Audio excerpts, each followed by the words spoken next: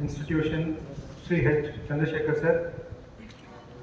In fact, ಈಗಲೇ ಮಾತಾಡಬೇಕಾದ್ರೆ ಗೊತ್ತಾಯಿತು sir, ಕಾಲೇಜಲ್ಲಿ ನಮ್ಮ ಸೀನಿಯರ್ ಸರ್ ಓದ್ಬೇಕಾದ್ರೆ ಇನ್ನೂ ಹುಟ್ಟೇ ಇರಲಿಲ್ಲ, but we are from the same college, that is national college Basavanagudi. In fact ಅದು ಕೇಳಿ ತುಂಬ ಸಂತೋಷ ಆಯಿತು. Respected Director Madam Mrs. Amitabh, Principal of this institution, Mahesh sir, teaching fraternity, and my dear students.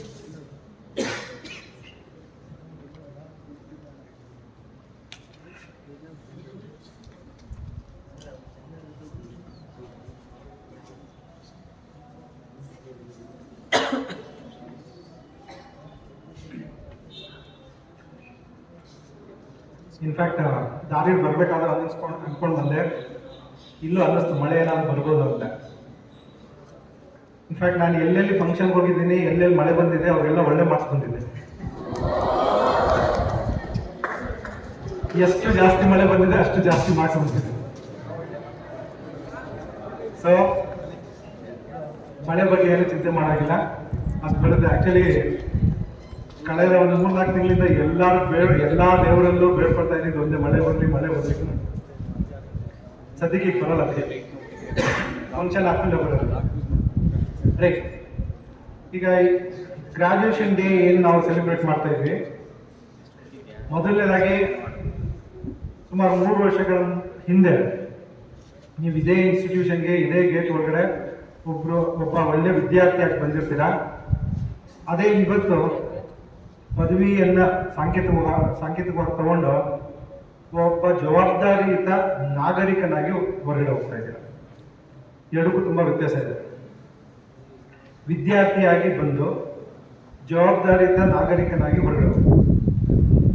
ಈಗ ನೀವೇನು ಹೊರಗಡೆ ಹೋಗ್ತಾ ಇದ್ದೀರಾ, ಸುಮ್ಮನೆ ಹೋಗ್ತಾ ಇಲ್ಲ, ಜವಾಬ್ದಾರಿಯುತ ಅಂತ ಒಂದು ವರ್ಡ್ ಯೂಸ್ ಮಾಡ್ತಾ ಇದ್ದೀರಿ.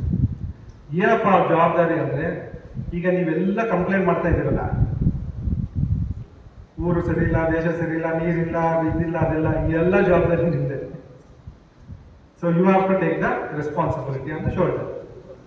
ಇನ್ಫ್ಯಾಕ್ಟ್ ನಾವು ಕಾಲೇಜಿಂದ ಇರಬೇಕಾದ್ರೆ ಅಥವಾ ಬೇರೆ ಎಲ್ಲ ಭಾಷಣಗಳು ಹೇಳ್ತಾ ಇದ್ದೀವಿ, somebody should change the world, somebody should change the world, ಆಮೇಲೆ youth should change the world. ಈಗ ನಾವು ಅದೇ ಹೇಳೋದು, you should change the world. ನೀವೇ ಚೇಂಜ್ ಮಾಡಿ. ಆಮೇಲೆ ನೀವು ಈಗ ಇರುವಂಥ ಒಂದು ಪರಿಸ್ಥಿತಿ, ನಾರ್ಮಲಿ ನಾನು ಇದು ಹೇಳ್ತೀನಿ, you are a comfortable position ಅಂತ. ಸೊ ನೀವೀಗ ಇರುವಂಥ ಒಂದು ಜಾಗ ಹೇಗಿದೆ ಅಂದರೆ, ಏನು ಬೇಕಾದ್ರೂ ಆಗ್ಬೋದು. ಒಬ್ಬ ಒಳ್ಳೆಯ IAS ಅಧಿಕಾರಿ ಆಗ್ಬೋದು, ಪೊಲಿಟಿಷಿಯನ್ ಆಗ್ಬೋದು, ಆಫೀಸರ್ ಆಗ್ಬೋದು, ಟೀಚರ್ ಆಗ್ಬೋದು, ಲೆಕ್ಚರ್ ಆಗ್ಬೋದು, ಏನು ಬೇಕಾದ್ರೂ ನೀವು ಆ ಒಂದು ಕಂಫರ್ಟಬಲ್ ಪೊಸಿಷನಲ್ಲಿ ನಿಂತಿದ್ದೀರ. ಬಟ್ ಕನ್ವರ್ಟ್ ಮಾಡೋದಿದೆಯಲ್ಲ, ಅದು ಕಷ್ಟ ಇದೆ.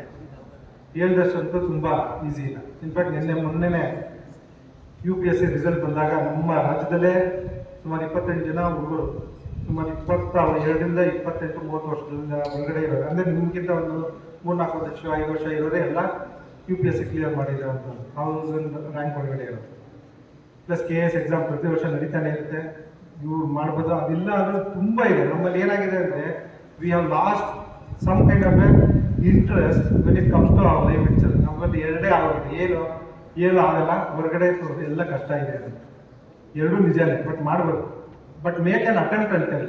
I always tell my student, first you make an attempt. ಒಂದು ಪ್ರಯತ್ನ ಮಾಡಿ ಆಮೇಲೆ. ಈ ಪ್ರಯತ್ನ ಮಾಡದೇ ಹೇಳೋದಿದೆಯಲ್ಲ, that is not acceptable. And second thing is, when you go out, ನಾವು